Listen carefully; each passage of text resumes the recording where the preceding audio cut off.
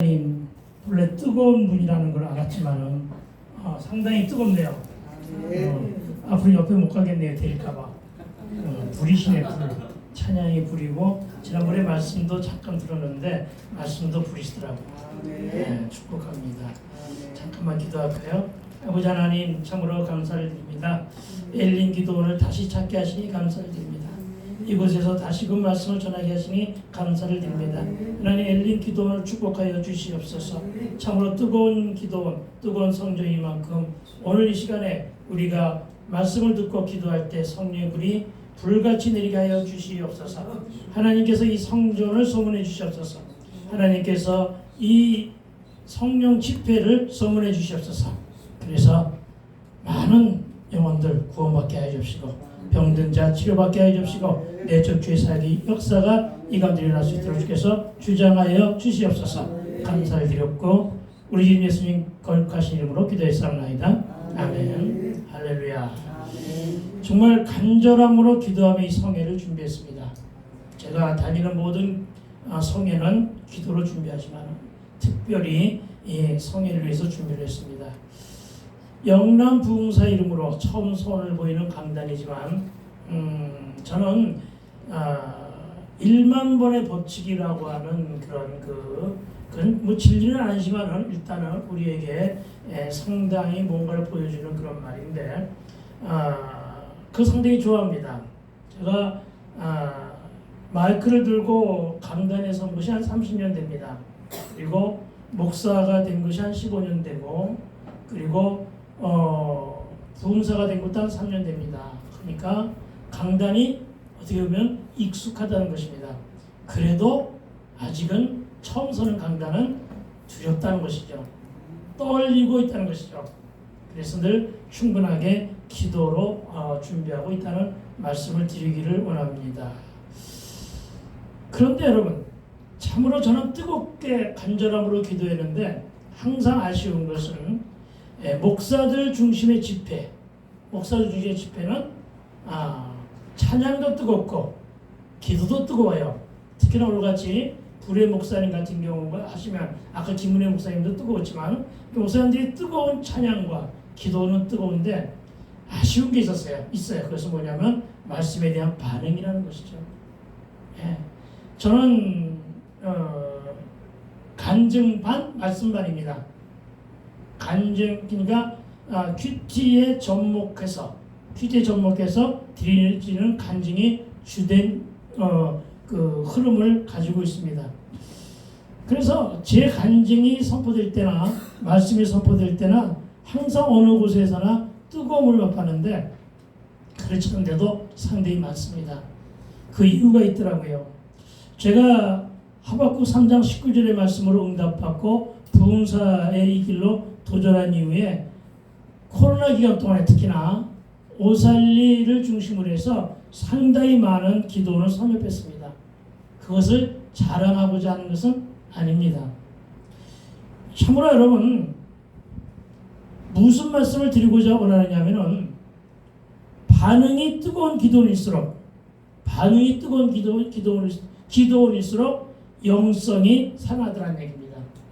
영성이 살아난다는 것은 바로 뭐냐면 말씀에 갈급해하는 영혼의 숫자도 늘어나더라는 것입니다. 저는 정말 목사들끼리의 우리들만의 잔치가 한속해 벗어나기를 늘 기도하고 있습니다. 주변에 엘린 기도원이 소문으로 펼쳐나가게 되기를 소망하며 기도하고 있습니다. 여러분, 그런데 그러려면 어떻게 되느냐? 우리의 반응이 뜨거워야 된다는 것이죠. 뜨거워야 된다는 것입니다. 아멘으로 화답하는 반응이 뜨거워야 될 줄로 믿습니다. 아멘. 예수님도 그렇게 하셨잖아요. 너희가 장터에서 사랑 불러 피를 불러도 춤추지 않고 슬피로도 가슴을 치지 않아도 무반응의 심각성을 목사를 모아놓고 말씀을 전하는 곳마다 이런 것을 발견할 때마다 참으로 이 땅의 영적 이상도가 땅에 떨어졌다는 것을 실감하곤 합니다.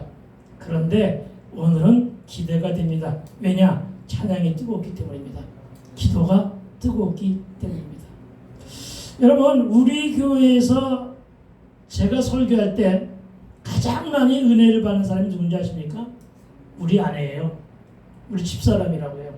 어떤 사람이 그러더라고요. 어떤 선배들이 그러더라고요. 아내에게 은혜를 끼치는 것이 가장 성공한 설교의 목회자의 설교라고 그러더라고요. 여러분, 우리 아내는 내가 세상에서 제일로 설교를 잘하는 줄 착각하고 있어요. 그래서 반응이 뜨거워요. 그런데 여러분, 반응이 뜨거우니까 하나님이 축복하시는 거예요. 예, 뜨겁게 반응하셨어요. 반응해요, 우리 집사람.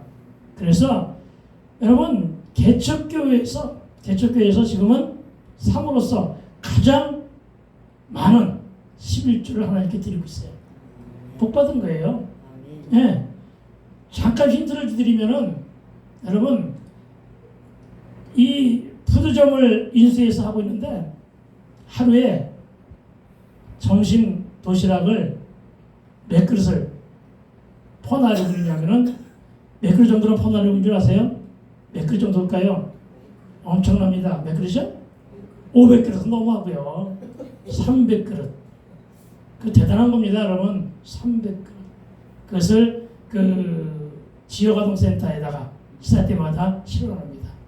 그것은 밥을 판매하는 것이 아니라 정부에서 돈을 대주는 것입니다. 300그릇이 나갈 때마다 300그릇은 꼬박꼬박 현금으로 우리 집사람의 주머니로 들어옵니다.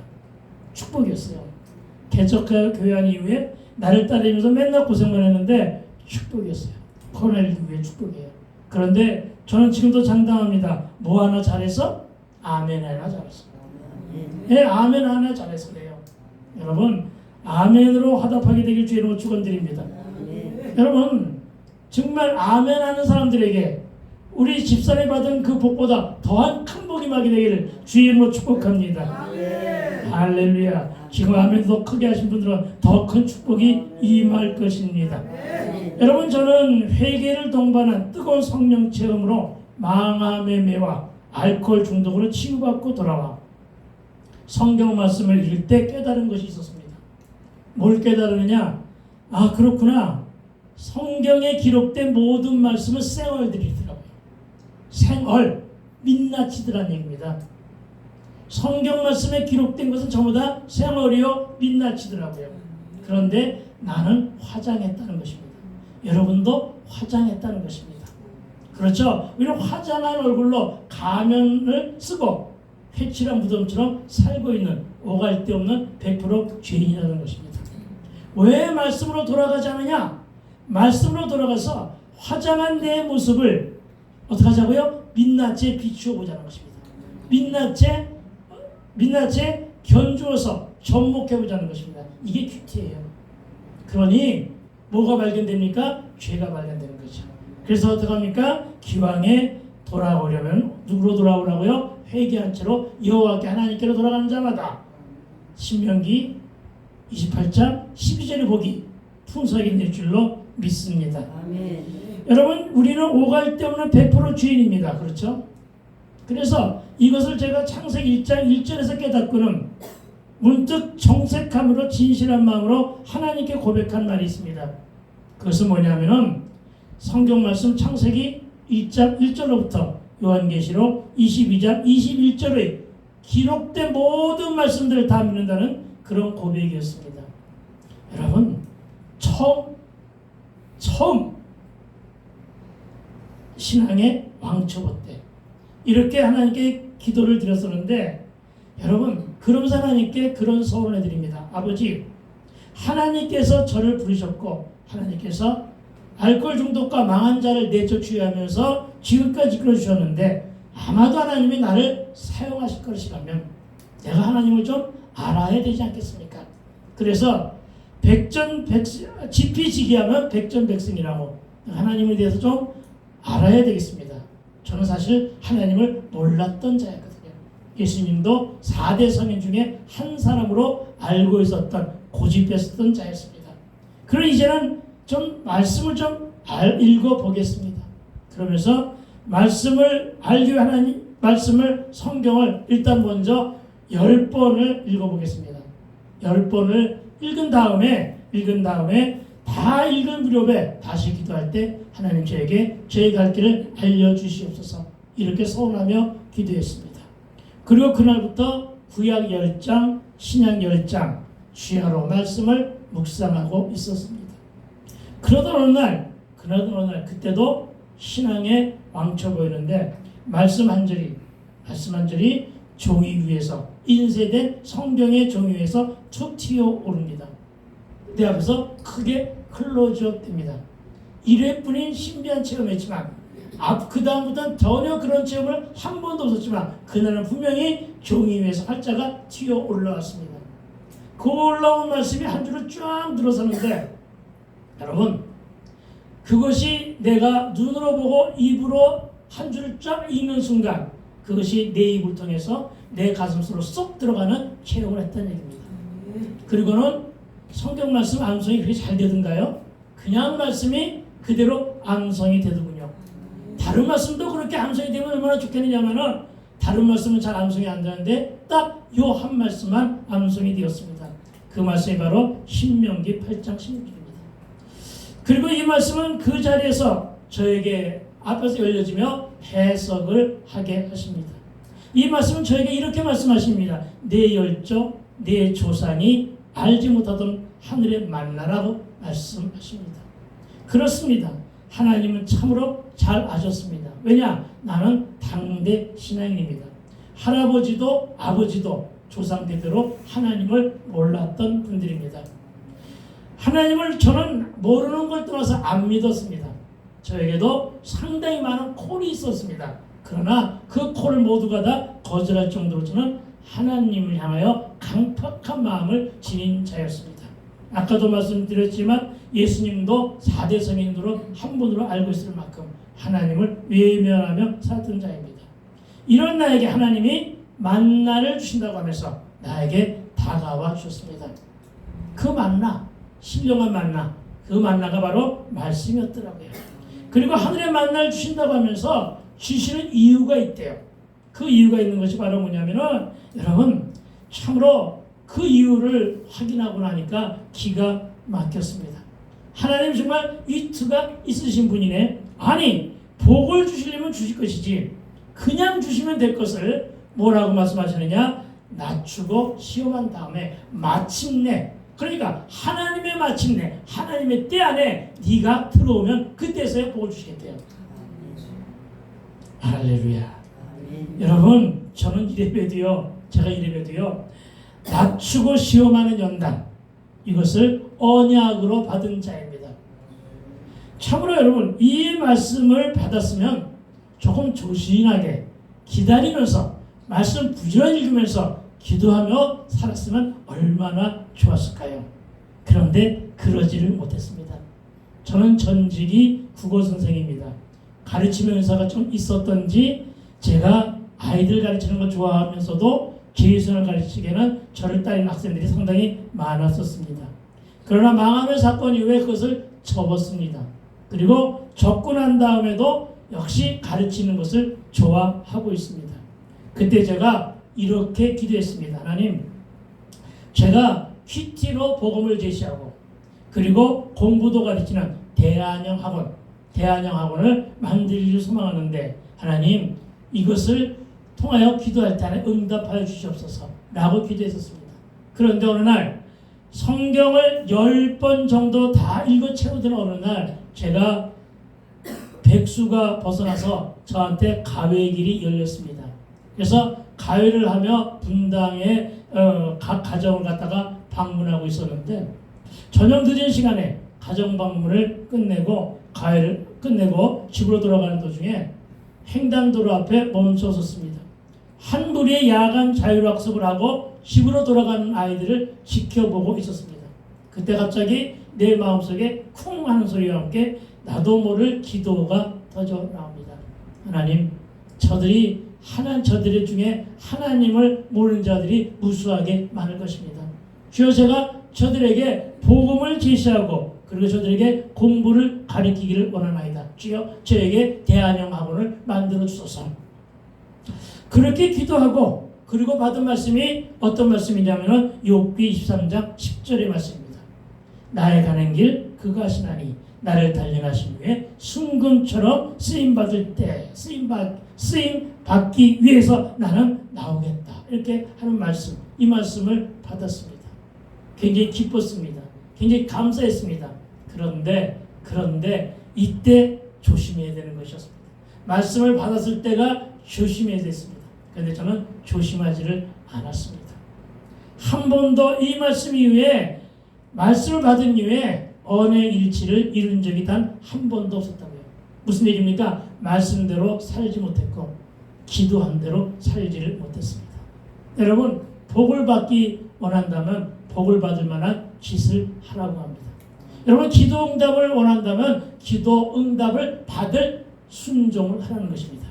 여러분, 말씀을 받고 싶으면 받은 말씀, 적용한 말씀, 결단한 말씀대로 살라는 것입니다. 그런데 제가 여기에서 그만 실수하고 실패하게 된 것입니다.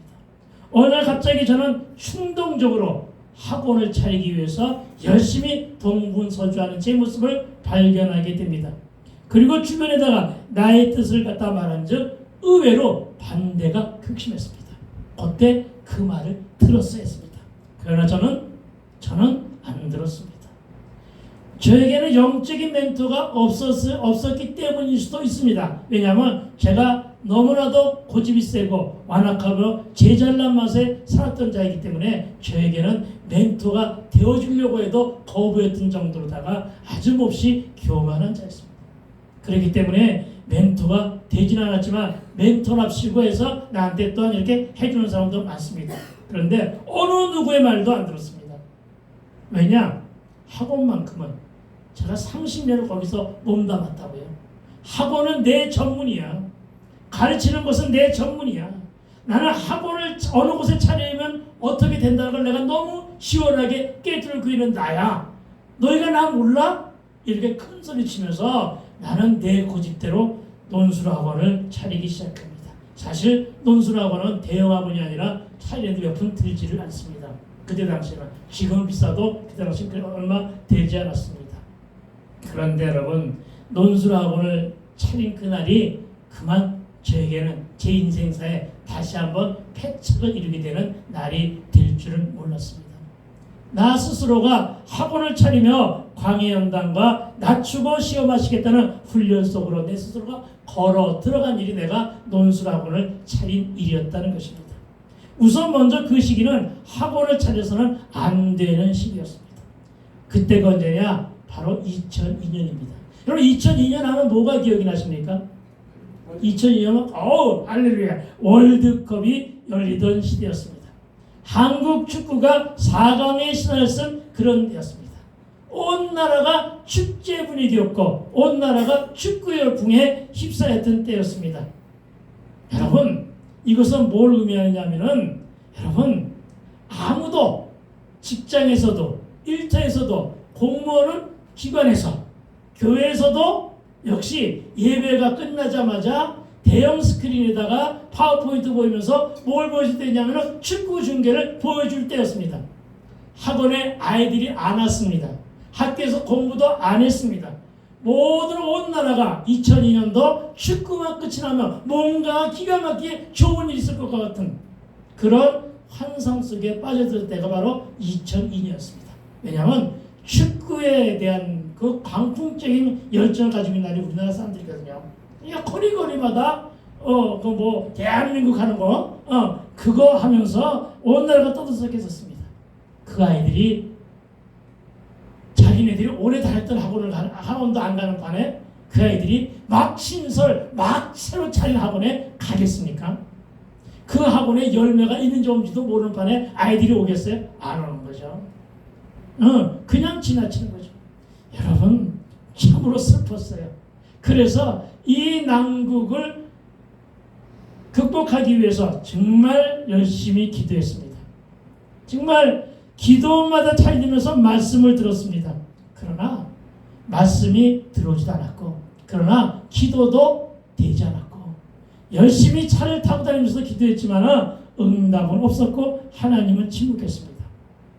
근근히 가회를 하면서 번 돈으로다가 학원의 운영자금으로 밀어넣었지만 그러나 워낙이 학원의 운영 자금이 너무나 그 폭이 컸기 때문에 저는 그래서 기도원에 올거나 이럴 때마다 전기세 아끼느라고 사실상 굉장히 애를 쓴 사람. 그때 내가 그것을 체험해봤기 때문에 전기세 여러분 정말 엄청난 거거든요. 그 전기세.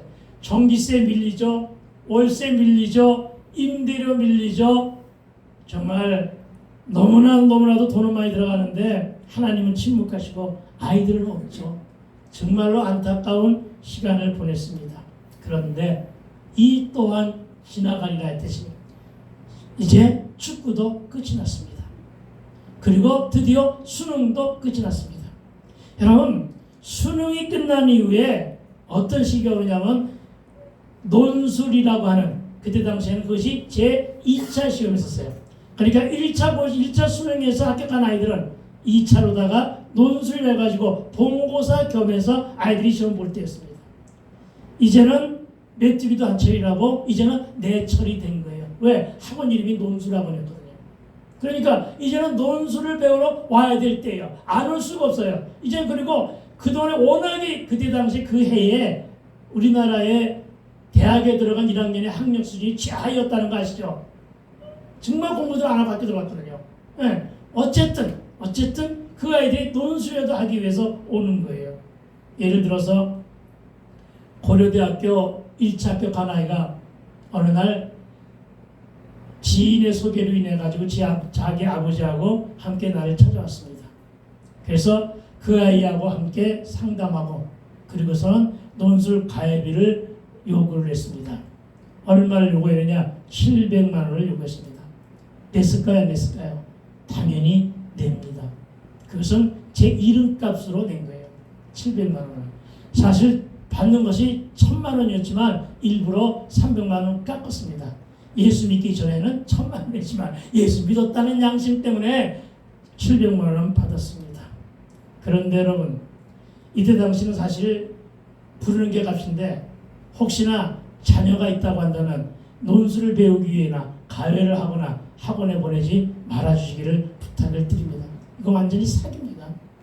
여러분 이 학생 700만 원씩이나 들여오고 나중에 300만 원 재료비가 해가지고 1000만 원을 저한테 주었지만은 이 학생 제가 합격을 시켰을까요? 불합격시켰을까요? 합격을 시켰습니다. 당연하죠. 왜냐하면요 여러분 이거 아세요? 고려대학교를 합격할 정도라고 하면은 그 아이들 몇 가지만 이렇게 해주면은 당연히 고액으로 1000만 원 안 내도 700만 원 안 내도 당연히 학교에 합격할 수가 있어요. 여러분 제발 가외 선생에게 내 자녀를 맡기지 않게 되기를 부탁을 드립니다. 여러분 이거 유튜브인데 이거 가외 선생 들었다가 생난리가 나겠지만 어쨌든 그래요. 여러분 어쨌든 그렇습니다. 그리고는 이 학생이 합격했다는 소문을 듣고 다른 학생이 찾아옵니다. 이제는 연세대학교 준비하는 학생이었습니다. 이 학생들은 1차 합격생인데 이들은 고려대학교는 일주일 앞에 두고 찾아왔기 때문에 액수가 올라갔고 이제는 이 연세대학교를 가는 아이들은 기간이 좀 길었어요. 고려대학교는 일주일이고 연세대학교는 2주간이에요. 그러니까 가격이 좀 다운돼요. 얼마로? 500만 원. 두 명이니까 1000만 원이잖아요. 그렇죠? 그런 식으로다가 가회비가 논술학원에 갔다가 돈 싸들고 오는 사람들이 길게 들었었던 때였습니다. 정말로 여러분 돈을 많이 벌었습니다. 2개월 동안에 3천만 원을 벌었습니다. 여러분은 돈이 많은 사람들이에요. 주머니가 넉넉한 사람들이라 3천만 원 정도 하니까 아무 감각도 없고 아무 반응도 없는데 여러분 지금도 청년들에게 초임연봉 3천만 원이면 꽤 큰 돈이에요. 괜찮은 직장이에요. 3천만 원은. 그런데 그것도 2개월 만에 3천만 원이에요. 꽤나 큰 돈이에요. 그런 줄 알고 좀 반응 좀 하세요. 아 참나. 어쨌든 여러분 논술 시험 시간이 끝났습니다. 그리고 제가 막상 번 돈의 결선하면서 저는 그만 황당한 사건과 만나게 됩니다. 무슨 말이냐면은 벌기는 3천만 원을 벌었는데 그 돈을 하나도 허튼 데 사용하지 않았는데 왜? 술 끊었으니까 담배도 안 피니까 그렇죠. 그리고 내가 무슨 뭐 다른 사회생활 부적절한 짓 안 하는 사람이니까 여러분 그 돈은 당연히 모아졌어야 되는 거 아니에요. 그렇죠? 그런데 여러분, 돈은 돈대로 없어지고 월세는 여전히 밀려 있었고 주머니와 통장은 비어 있었고 1년간 적자로 인해 생긴 빚은 그대로 남아 있더라는 것입니다. 여러분, 이게 이해가 되십니까? 내가 이해가 안 되는데 당연히 여러분 이해가 안 되실 것입니다. 그렇습니다. 여러분, 난 이렇게 내가 예수 믿기 망하고 예수 믿고는 예수 믿고 기도하면서 뭔가를 해본다고 하는 삶이 또다시 망하게 된 것입니다. 상식적으로 이해가 안 되었습니다. 참으로 내가 한심했었습니다. 내가 나 자신 이 상황을 이해할 수가 없는데 더 다른 사람 누가 나를 이해하겠습니까? 이런 황당한 사건을 만난 저는 두 가지의 선택의 기로에 놓이게 됩니다. 그 하나는 뭐냐면은 다시 세상으로 돌아가자. 에이, 예수 믿어도 소용없어. 에이, 내가 그토록 기도했는데 기도해도 이거 소용없잖아 하고 세상으로 돌아가든가, 누구처럼 출애굽 중에 광야에 이스라엘 지도자처럼 나도 하나님을 원망하며 실족하여 도로 나가서 끊었던 술을 다시 먹으며 타락한 세상 속으로 들어가든가, 아니면 다시 무릎을 꿇고 하나님께 주여 어찌입니까 하며 탄원을 할 것인가 하는 일이었습니다. 이때 제가 깨달은 것은 뭐냐면 믿음과 실족은 차이가 별로 없어요. 차이를 얘기한다면 종이 한 장 차이더라는 것입니다. 그런데 여러분, 그토록 그렇게 실족하기 위해서 세상이냐 아니면 다시금 말씀을 부여잡고 무릎을 꿇을 것이냐, 이런 기로에 있을 때 하나님은 나에게 성경에 기록된 하나의 사건을 스쳐 지나가게 하십니다. 그 말씀이 창세기 21장 8절 이하에 여러분이 너무나 잘 아는 말씀, 아브라함이 이삭을 얻은 후에 하갈과 이스마엘을 광야로 내쳐지는 사건이 있었죠. 집에서 쫓겨나 광야를 헤매던 하갈과 이스마엘, 그 모자가 심각한 갈증과 목마름으로 이제 죽기를 안 하고 한마장쯤 거리에서 아들을 앞에 놓고 어미 하갈은 뒤에서 하나님께 애통함으로 자신들의 처지를 통촉해달라고 간절히 구할 때 하나님께서 오십니다. 그리고 하나님께서 하갈에게 우물을 발견하며 언약을 주십니다. 그렇습니다, 여러분. 광야와 사막을 살아가는 사람들은요, 자기들끼리의 표시로 굳이 하나님을 믿지 않아도, 굳이 하나님의 계시가 없어도 그들은 그들의 식대로 방법대로 표식을 해두고 산다는 거예요. 광야를 살아가는 사람들, 사막을 살아가는 사람들은 그래서 길을 헤매다가 목이 말라 죽을 일은 거의 없다는 것입니다. 역시 누구도 하갈도 광야에 살았습니다. 사막의 사람이었습니다. 그도 그 표시가 어디에 가 있는 줄 알고 있는 사람이었습니다. 그래도 불구하고 성경에 보면은 바로 하갈의 옆에 샘물이 있었다고 말씀하고 있는 것을 보게 됩니다. 무슨 얘기입니까? 그렇게 표식을 해둔 것을 잘 찾는 하갈마저도 하나님께서 그의 영적인 눈을 가리게 하자. 아멘? 영적인 눈을 가리게 하자. 그가 바로 옆에 있는 샘물을 발견하지 못하고 자기 아들과 함께 죽기를 각오하고 기도하고 있었다는 것입니다. 그래도 얼마나 감사해. 기도하고 있었으니. 기도하고 있었으니 살려준 것 아니겠습니까? 저는 이 말씀 앞에서 무릎을 탁쳤습니다. 그렇구나. 내가 얼마만큼이나 눈이 어두웠었던가, 내가 얼마만큼이나 교만했었던가, 이제 메뚜기 한층이라고 이제 정말 논술 시간이 됐다 가지고 돈을 버는 것에만 혈안이 되어 있었고, 오로지 내 열심히 특심이 되어서 오로지 새벽 기도 가고 말씀 읽고 그냥 기계적으로 하는 것이 나는 가장 거룩한 삶으로 착각하고 있었던 거예요. 아니더라는 것입니다.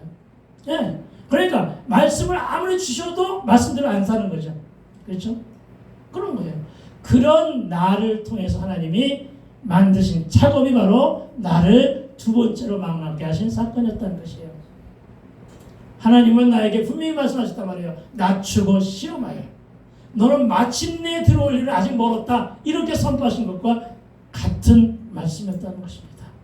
그래서 그 길로 하루 정도, 아직도 교만의 때가 덕지에 껴있는 거예요. 하루 정도 금식하면서 하나님 뜻을 갖다 알아보자 해가지고 가까이에 있는 강남의 어느 강남 금식기도원이에요. 강남에 있는 그 기도원으로 올라갑니다. 하루 정도 금식하려고 금식기도원이거든요. 그게 올라가가지고서 올라가는데 자리에 앉자마자 모든 찬송이, 뜨겁게 부른 찬송이 회개를 요구하는 찬송이었어요. 예. 그리고 가장 많이 부른 찬송이 있다가 내가 우리 함께 기도하기 전에 151장 찬송을 부르겠는데, 정말 그 찬송이었고 나에게 회개를 요구하는 찬송이었습니다. 그리고 목사님 올라오셔가지고 5번 거기 집회가 있거든요. 집회 때마다 올라오셨는데 가장 먼저 집회차에 올라오신 그 목사님 하시는 말씀, 본문과 제목이 바뀌었다고 하면서 그 제목을 얘기하는데 뭐라고 얘기하느냐면 악인의 꾀와 11절을 도둑질한 놈. 그러니까 악인의 꾀라는 말은 기억을 못하고 나중에 기억했지만 뚜렷하게 내 귀에 들린 것은 바로 어떤 말이냐, 11절을 도둑질한 사람이었습니다. 저는 이 제목 앞에서 그만 자지러지고 맙니다. 그리고 하나님은 하나님의 CCTV에 기록된 사건을 저에게 알게 하십니다. 문득 깨달아집니다. 무슨 얘기냐면, 가외 학생이 처음에 700만 원 들고 왔다고 그랬잖아요. 제가 700만 원이 주머니에 들어오니까 어떤 생각이 들겠어요? 하나님, 제가 오늘 700만 원의 11제요. 10의 1, 70만 원을 하나님께 드리겠습니다. 그래가지고 제가 이제 주의를 기다렸겠죠. 그렇죠? 기다렸는데 토요일 날 한 학생이 찾아옵니다. 뭐라고? 두 학생, 아까 얘기한 연세대학교 학생이 찾아옵니다. 두 학생이 찾아와가지고 50만 원 해가지고 1000만 원을 갖다 입금시키겠다고. 언제? 월요일 날. 그런데 내 주머니는 이제 아직은 은행에는 도 이제 70만 원 들어올 것이고 나는 쓸 일은 많고, 그렇죠? 그러니까 하나님, 월요일 날 얼마가 들어와요? 1000만 원이 들어온대요. 그러니까 어떻게 해요? 700만 원에 70만 원이요. 하나님 잠깐만 봐주세요. 그리고 다음에 1000만 원이 들어오면은 그 돈 보태가지고 170만 원 드릴게요. 여러분, 하느님 앞에서 타협하려고 하지 맙시다. 이게 저에게는 큰 패착이었습니다. 그렇게 해서 3천만 원이 들어왔는데 3천만 원에 단 한 푼도 10의 일지를 못 드렸습니다. 왜냐하면 드리려고 할 때마다 자꾸만 돈이 들어오니까 자꾸만 나에게는 사람이 생각하는 것보다 악한 꾀만 냈던 것입니다. 여러분, 정말 많은 돈이 들어왔는데 여러분 3천만 원에 300만 원은 고사하고 단돈 30만 원도, 단돈 3만 원도 감사원금조차 드리지 못했던 내가 바로 11조를 도둑질한 주인이었습니다. 여러분, 이 이야기를 갖다 오늘 왜 간증 삼아서 하느냐 하면은, 여러분, 이 말을 하고자 하는 거예요. 여러분, 그때 당시에 나의 믿음의 연식으로는 70만 원 벌어서 7만 원 드리는 거는 가벼웠을 거예요. 그렇죠? 그런데 여러분, 700만 원 벌어가지고서 70만 원 드린다고 하는 걸 그때 당시에, 지금도 그럴 텐데 안 그런가요? 여러분은 아닌가요? 나는 지금도 그래요. 나는 지금도 700만 원을 벌어서 70만 원을 드리는 것에 대해서는 조금 생각하면 드릴 수 있을 텐데, 여러분 아멘 하는 거 보니까 여러분 아닌가 보네. 죄송합니다. 거룩하신 여러분을 향해서 이런 얘기를 해서. 여러분, 저는 그거 알아요. 1,500만 원 벌어가지고 150만 원 11조 내는 우리 집사람이 그래서 귀해 보이는 거예요. 저는 그렇게 하지는 못했어요. 네. 아무리 그때 당시가 신앙의 왕처 보이고 지금은 조금은 연식이 돼가지고 목사까지 되었다고 해도 저는 거기에 대한 자신이 아직, 왜? 그래서 하나님이 나에게 아직 축복을 안 하신 것 같아요. 내가 늘 하는 얘기가 있거든요. 하나님, 우리 집사람에게 축복 좀 하지 마시고요, 저에게도 좀 쓸 것을 채워주소서. 이렇게 기도하고 있어요. 물론 한 번도 모자람 없이 다 쓰고는 다니고 있어요. 목돈만 안 주시는 것인데 아직도 제가 물질의 연단을 이렇게 받고 있답니다. 어쨌든 여러분, 저는 그렇게 해서 하나님 앞에 바로 11조를 도둑질한 놈이 되어버리고 만 것입니다. 사실이었으니까요. 그래서 그 말씀을 깨닫고 다시금 하루 기도하기 시작한 것을 이제 이틀로 기도하고 3일로 늘어나고 금식하는 것이 연장하며 늘어나기 시작합니다. 그리고 회개했습니다. 자책하며 회개할 때 하나님께 주신 말씀이 이사야 41장 10절 말씀이었어요.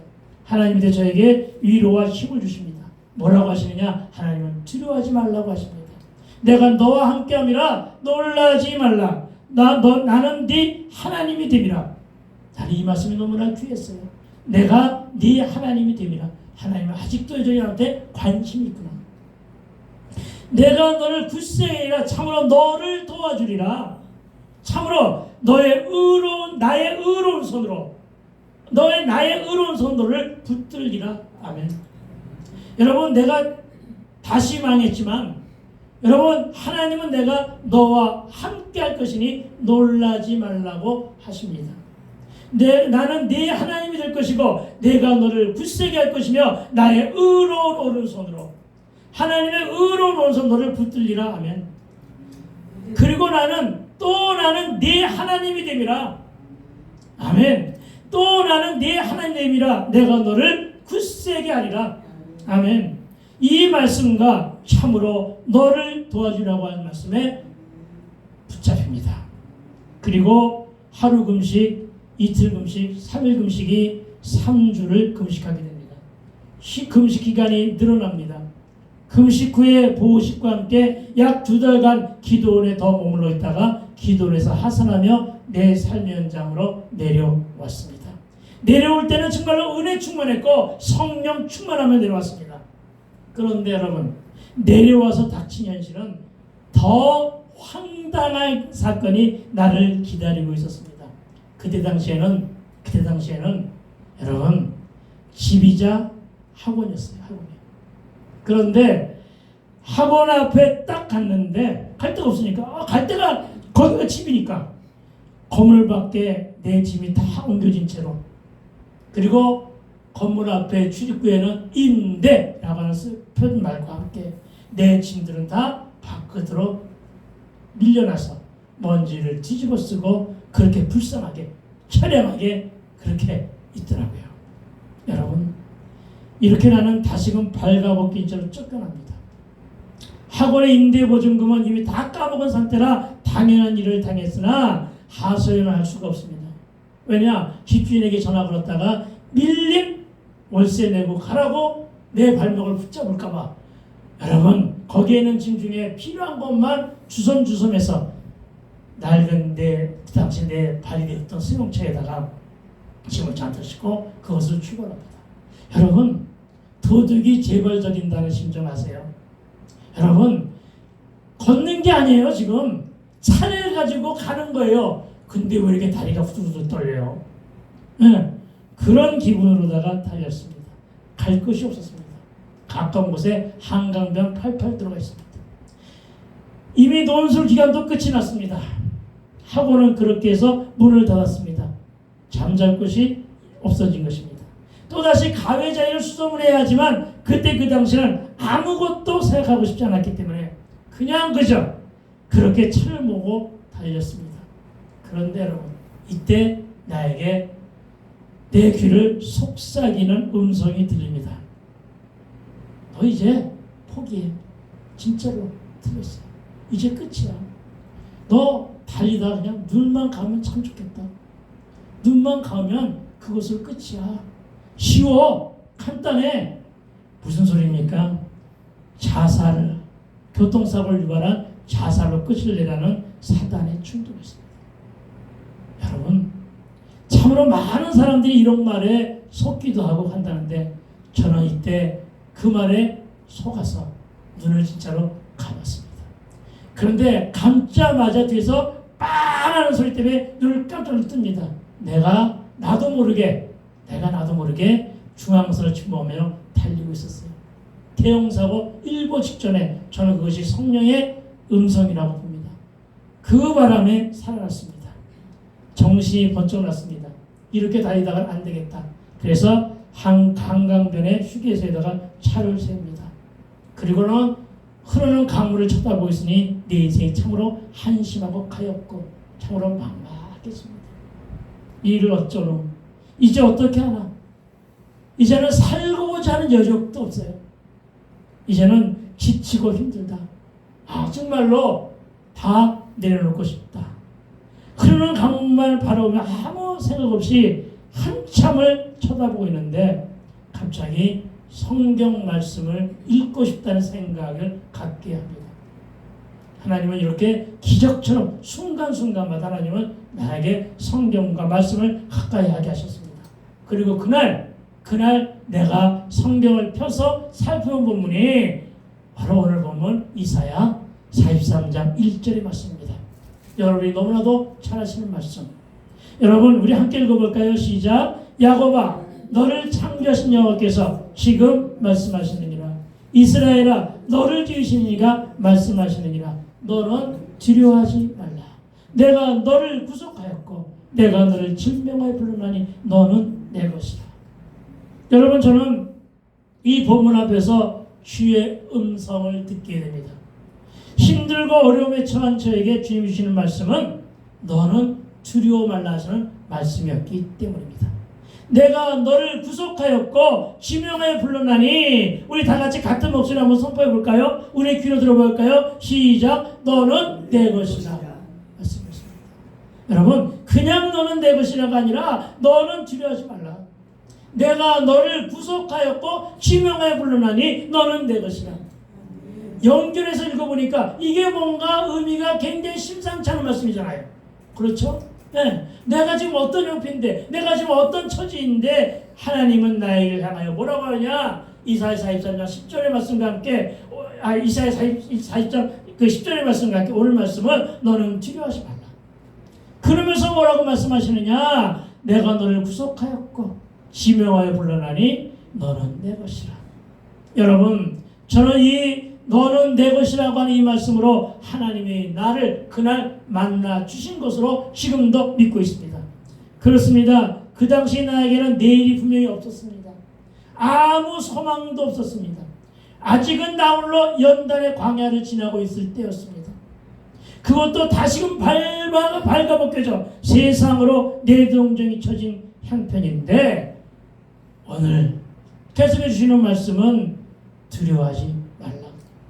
사건 사고로 우겨쌈을 당하고 갈 바를 몰라 휘청거리고 앞뒤가 다 가로막히고 숨조차 실수할 정도로 막막한데 하나님은 오늘 이사야 41장 10절의 말씀과 함께 내가 너와 함께하리라. 나는 네 하나님이 되음이라 하시면서 통행을 약속하시고는 오늘 보면 43장 2절은 네가 불과 불의 연단 가운데 있다 할지라도 이 말이잖아요. 네가 불의 연단 가운데 있다 할지라도 이 말씀이잖아요. 뭐라고 하시냐? 강물이 너를 침몰치 아니할 것이고 불꽃이 너를 사르지 못할 것인데 그 이유가 있다고 하세요. 뭐라고요? 내가 너와 함께함이라. 임마누엘 하나님을 여기서 발견하게 됩니다. 여러분 이렇게 말씀을 주시는 과분한 은혜 가운데 있으려니까 또 주시는 말씀이 하나님은 야곱에게도 말씀하시고 이스라엘에게도 말씀하신 하나님, 그 하나님을 내가 오늘 그 자리에서 만나게 됩니다. 그리고 그 음성은 내가 너를 구속하였다고 하시며 구원을 약속하십니다. 그리고 지명하여 불렀으니 너는 내 거야 하십니다. 여러분 너는 내 거야 한 번쯤 들어봤을 거 아니에요? 안 들어봤나요? 너는 내 거야. 이 말이 너무나도 여러분 이 말씀이 내 안에 정말 그대로 꽂히면서 너무나도 은혜가 되는 말씀입니다. 정말이지 나를 살리신 주의 음성은 너는 내 것이다 하는 주의 음성이었습니다. 그러나 여러분 먼저 지명의 뜻부터 살펴보기를 원합니다. 여러분 지명이 뭡니까? 여러 중에서 꼭 집어 너를 특별하게 불렀다. 이게 지명입니다. 그렇죠? 이름을 불러서 꼭 집어서 이름을 불렀을 때가 지명입니다. 그렇죠? 그렇습니다. 지명은 특별한 부르심입니다. 물론 이 특별한 부르심은 나에게만 적용되는 것은 아닙니다. 저와 여러분이 너는 내 것이라고 하신 이 로고스를 레마로 받아먹고 사명을 감당하는 저와 여러분이라면, 그리고 저처럼 12절에 저는 이사야 43장 12절에서 부르심을 받았습니다. 이 말씀으로 지명하여 부르셨음을 확인할 수가 있습니다. 여러분도 마찬가지라는 것입니다. 물론 다른 말씀으로 받을 수도 있겠지만, 그러나 이때 목사가 될 꿈은 전혀 꾸지 꾸지 않았죠. 10년 후에 했습니다. 이때부터 10년 후에 한갑의 나이에 신학을 하게 되었고, 그리고 또 10년 후에 하박국 3장 19절의 말씀으로 부흥사 사역을 감당하고 있지만 그렇습니다. 지금 힘들고 어려운 때가 바로 말씀을 들을 때임을 그때 확신으로 믿게 된 것임을 여러분 알게 되길 주의 이름으로 축원드립니다. 영적인 기상도가 땅에 떨어졌다고 하는 시대입니다. 코로나19 이후 새로이 도래할 부흥을 소망하고 기도하고 있지만 부흥이 쉽지 않은 이 시대에 정말로 우리가 들어야 될 것은 뭐냐? 세상의 정보나 정책인 뉴스가 아니라 전도의 방법이나 부흥에 대한 새로운 방향의 지식도 매우 좋겠지만 그러나 지금은 그것이 아니라 말씀을 드릴 때 이렇게 되기를 주의 이름으로 축원을 드립니다. 지금은 말씀의 풍년의 시대라지만 말씀에 대한 갈증과 목마름이 그 어느 때보다도 심각한 때라고 합니다. 기도원도 많습니다. 교회도 많습니다. 유튜브를 통해서 온갖 가지가지의 말씀들이 다 선포되고 있습니다. 저도 이걸 통해서 유튜브에 또 말씀을 한번 올릴 것입니다. 조회수는 많지 않지만 이렇게 올려지는 말씀들이 요즘에 풍년을 이루고 있다는 것입니다. 말씀의 홍수시대라고 하는 것입니다. 그런데도 불구하고 오늘의 이 시대가 바로 무슨 때냐? 말씀의 목마름과 말씀의 갈증이 그 어느 때보다도 매우 심각한 때라는 것을 알게 되기를 주의 이름으로 축원을 드립니다. 그렇습니다. 여러분, 이 시대에 들어야 할 것은 하나님의 말씀이요 말씀으로 돌아갈 때임을 믿으시기 바랍니다. 꼬였습니까? 막혔습니까? 무너지고 다쳤습니까? 숨조차 쉬기 힘들고 해와 달과 별이 떨어지는 사건과 만나 죽을 지경에 놓여 있습니까? 그래서 망할 것만 같고 사면초가이며 내 생명이 바람 앞에 등불입니까? 호세아 4장 6절도 이 백성이 망하게 된 이유가 있다고 하셨습니다. 어떤 이유입니까? 하나님을 알아간 지식이 부족하다고 합니다. 아모스는 빵이 없는 기갈이 아니라 말씀이 없는 목마름이라고 지적합니다. 다시금 말씀으로 돌아가야 할 때입니다. 목마른 사슴이 신의 물을 찾듯 심각한 갈증 속에서 살아가는 많은 영혼들, 저들이 돌아와 이사야 55장 1절에 오라. 너희 목마른 자들아 물로 나오라. 돈 없는 자도 오라. 너희는 와서 사 먹되 돈 없이 값없이 와서 포도주와 젖을 사라. 그래서 말씀의 영생수로 심한 갈증을 달래보고 치유받고 말씀이 내 발의 등이여 내 가는 길에 빛이 되면 살 길이 열린다. 이 말씀이 전부 다 그날 그 자리에 앉아서 집사 시절에 제가 묵상했던 내용을 다시금 여러분에게 전해드리고 있는 것입니다. 다시 말해 말씀 속에 거하시는 주님의 생명성을 통해 다시금 하나님을 저는 만나고 있었습니다. 그리고 첫사랑이 회복되고 있었던 것입니다. 그리고 저는 앞으로의 인생을 오늘 이후의 모든 삶을 두려워하지 말라는 뜻으로도 해석하게 하여 듣게 됩니다. 그리고 마태복음 6장의 말씀을 연이어서 제가 이런 말씀을 만들어냅니다. 염려는 근심을 몰고지만 기도는 응답을 잉태한다. 제가 만든 신조어입니다. 조금 괜찮으면 그냥 귀찮대도 아멘 좀 한 번 더 하시면 얼마나 좋을까. 네가 내 것이듯 내 인생, 내 삶, 내 비전 모든 것이 다 내 것이니 너는 두려워 말라. 염려하지 말라. 근심을 몰고 올 뿐이다. 기도하라. 응답을 잉태한다. 여러분, 주머니는 비었고 졸지에 다시금 백수요. 나는 살 길이 막막했는데 오늘 본문이 두려워 말라고 하는 이 말씀은 그날 나에게 위로가 되기에 충분했고 내 인생 이것이 끝이 아니라 이제 내가 내 것인 너를 책임져 주겠다는 말씀으로 들렸습니다. 넌 내 거야. 넌 나의 것이야. 이런 서유격입니다. 이 말씀 속에서 귀한 것을 발견합니다. 무슨 말씀입니까? 하나님이 나를 향해 하신 말씀은 넌 내 거야는 넌 내 소유야. 너는 나의 소유물이야 라고 선포하신 것입니다. 저와 여러분을 향하여 저와 여러분의 입술로 너는 내 거야까지 읽었을 때 그리고 아멘으로 화답했을 때 하나님은 저와 여러분을 소유물로 삼아주심을 선포하신 말씀임을 로고이스임을 레마로 받아들이게 되기를 주의 이름으로 축원드립니다. 그렇습니다. 여러분, 너는 내 것이고 내 소유이니 내가 너를 어떻게 하다? 보호하겠다. 내가 너를 어떻게 하겠다? 책임져 주겠다. 내가 너를 어떻게 하겠다? 내가 너를 사용하마. 이 말씀으로 어떻게 된 거예요? 앞으로 어떤 일이 펼쳐질지 몰라요. 그러나 이 말씀이 그래서 그냥 좋았어요. 그리고 정말로 책임졌어요. 책임을 져주셨습니다. 물론 그 위에 많은 연단도 있었습니다. 그 위에 많은 고난도 있었습니다. 그러나 저는 지금까지도 힘을 얻는 것은 넌 내 거야. 넌 나의 것이야 라고 하는 말씀으로 힘을 얻습니다. 낮추고 시험하신 후에 복을 주시겠다는 말씀을 굳게 믿으며 오로지 주의 뜻대로 살기 위해 나를 버리고 세속도 버렸으며 가난한 심령이 되어 복을 구하고 있습니다. 그렇습니다. 하나님이 하셨고요. 넌 내 거야 하신 주님의 언약을 주님은 항상 지켜줬음을 오늘 이 시간에 다시 한번 고백합니다. 그런데 날이 어두워졌습니다. 차 안에 믿음을 켰습니다. 그렇습니다. 그날 저는 이렇게 너는 내 거야 하신 말씀으로 하나님을 다시 만났고 첫사랑이 회복되었으며 눈물이 쏟아집니다. 가슴이 격해지고 절절한 사랑이 꽂혀오릅니다. 너무나도 만막했는데 그야말로 열심히 살았는데 나는 지금 이게 뭐야 하는 마음도 원망도 불평도 다 사라지고 기쁨과 희열로 통곡하며 다시 만난 하나님 앞에서 회개하며 감사를 아뢰습니다. 그날 저는 이렇게 좁은 차 안에서 눈물로 회개하고 눈물 섞고 찬송하고 눈물로 말씀을 묵상하며 나홀로 부흥회를 차 안에서 승차 안에서 했었던 것입니다. 그날 묵상한 이 말씀이 나에게는 영생수였습니다. 나에게는 보양식이었습니다.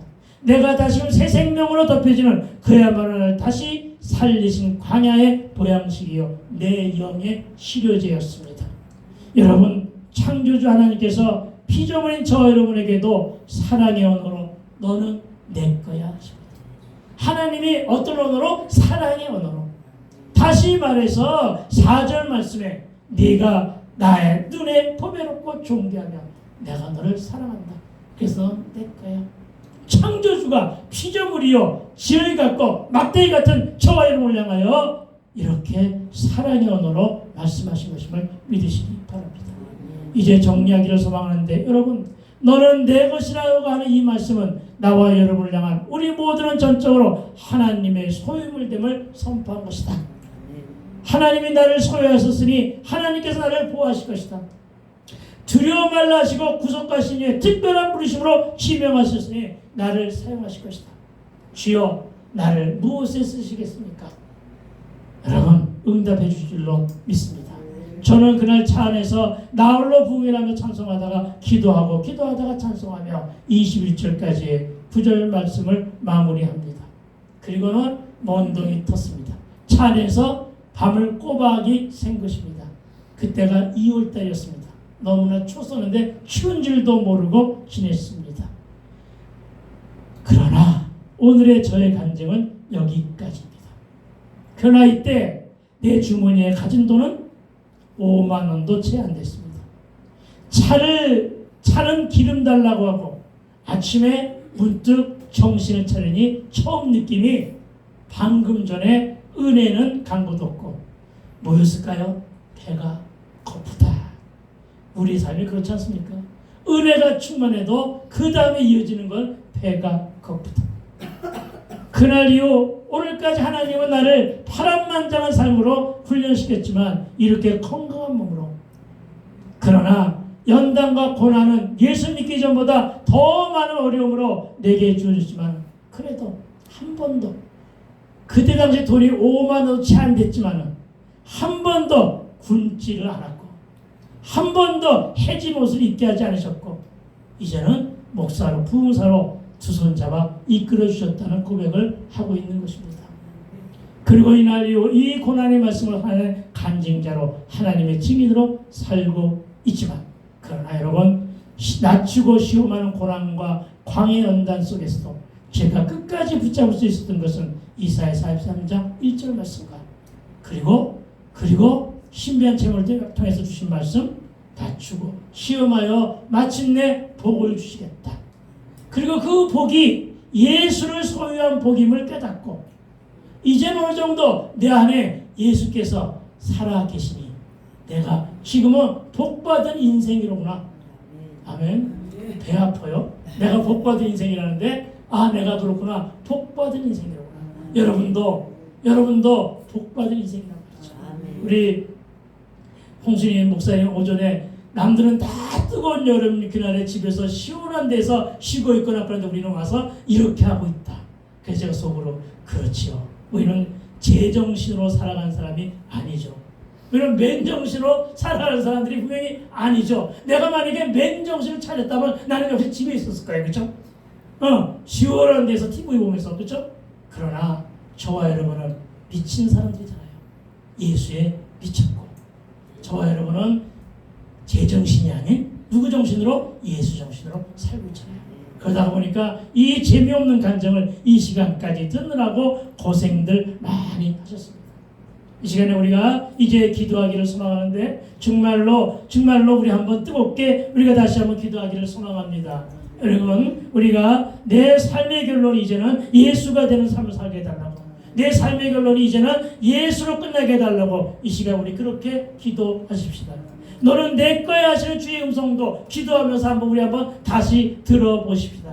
내가 너를 구속하였고 지명하여 부르시며 너는 내 거야 하시는 주의 음성을 다시 들으며 우리 첫사랑을 회복하며 나아갑시다. 눈물부터 회복하며 나아가봅시다. 내 안에 뜨거운 영성을 회복해 시켜주시고 기도의 불로, 성령의 불로 뜨겁게 불태워달라고 부르짖어 이 시간에 우리 기도하십시다. 넌 내 거야 하시며 내게 다가와 나를 만나달라고 기도하시며 엘린 기도를 위해서 기도해 주시게 되기를 부탁을 드립니다.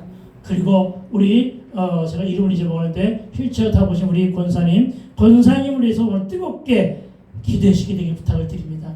허리가 낫게 해주시고 두 다리가 멀쩡해져서 두 다리를 걷게 해달라고, 그래서 이 성전에 걸어서 올 수 있게 해달라고, 걸어서 올 수 있게 해달라고. 왜요? 믿지 못하겠어요? 믿음 가지고 기도하시란 말이죠.